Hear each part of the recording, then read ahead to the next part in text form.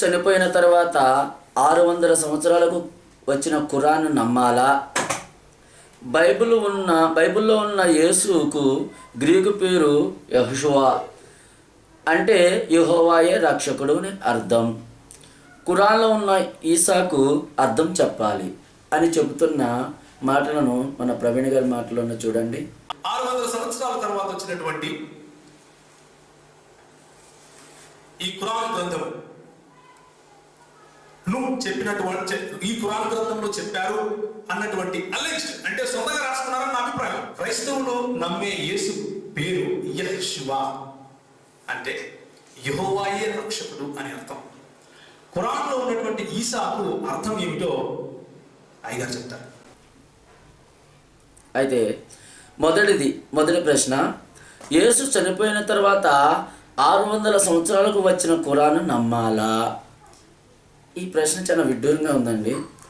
అప్పటి ప్రజలు యేసు వచ్చిన కాలంలో మోషే వచ్చి వెళ్ళిన చానాళ్ళ తర్వాతే వచ్చాడు.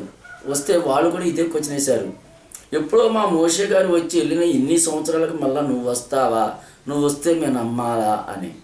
ఏంటి, నమ్మితే నమ్మండి, లేకుంటే లేదు. నమ్మినవాడు స్వర్గానికి వెళ్తాడు, నమ్మనవాడు నరకానికి వెళ్తాడు. మిమ్మల్ని నమ్మాలని ఎవరు బలవంతం చేశారు ఏంటి? సరే, రెండో క్వశ్చన్ ఏంటంటే, బైబిల్లో ఉన్న యేసుకు గ్రీకు పేరు యెహోషువ, అంటే యెహోవాయే రక్షకుడు అని అర్థం.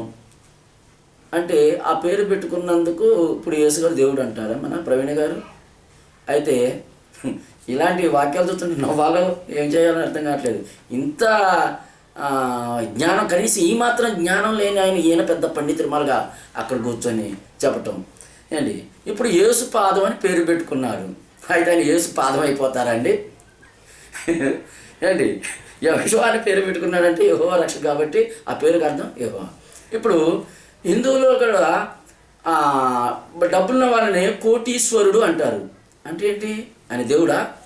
కాదండి, ఆ కోటికి యజమాని ఏంటి. అట్లనే లంకేశ్వరుడు అంటారు. అంటే ఏంటి, ఇప్పుడు రావణ బ్రహ్మ కూడా దేవుడా? కాదు, ఆ లంకకు యజమాని. అర్ధనారీశ్వరుడు అంటారు. అంటే ఏంటి, ఆ ఆడమకి యజమాని ఏంటి. దేవుడు సర్వేశ్వరుడు, అంటే సర్వానికి యజమాని. అట్లనే పోనీ మనం ఈ పేరుకి అర్థం తీసుకుంటే, యేసు ఒకవేళ రక్షకుడు, యెహోవాయే రక్షకుడు అని ఉంది కాబట్టి పేరు పెట్టుకున్నంత మాత్రం రక్షకులు అంటే, మరి బైబిల్లో చాలామంది రక్షకులు ఉన్నారు, వాళ్ళు కూడా దేవుడని మన ప్రవీణయ్య గారు సంబోధిస్తారో చూద్దామండి. రక్షకులని ఎక్కడుంది? న్యాయాధిపతులు 3:15, ఇశ్రాయేలు యెహోవాకు మొరపెట్టగా బెన్యామీనుడైన గేరా కుమారుడగు యెహూదను రక్షకుని వారి కొరకు యెహోవా నియమించెను. యెహూదా అనే ఒక రక్షకుడిని యెహోవా నియమించాడట.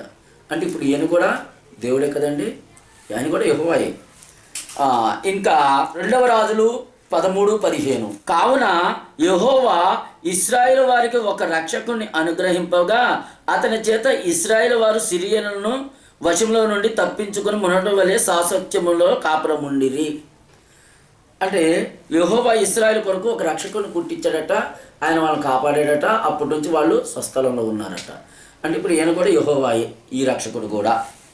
ఇంకా యెషయా 19:20, అది ఐగుప్తు దేశంలో సైన్యములకు అధిపతి యగు యెహోవా నాకు సూచనగా సాక్ష్యార్థకముగా ఉండును.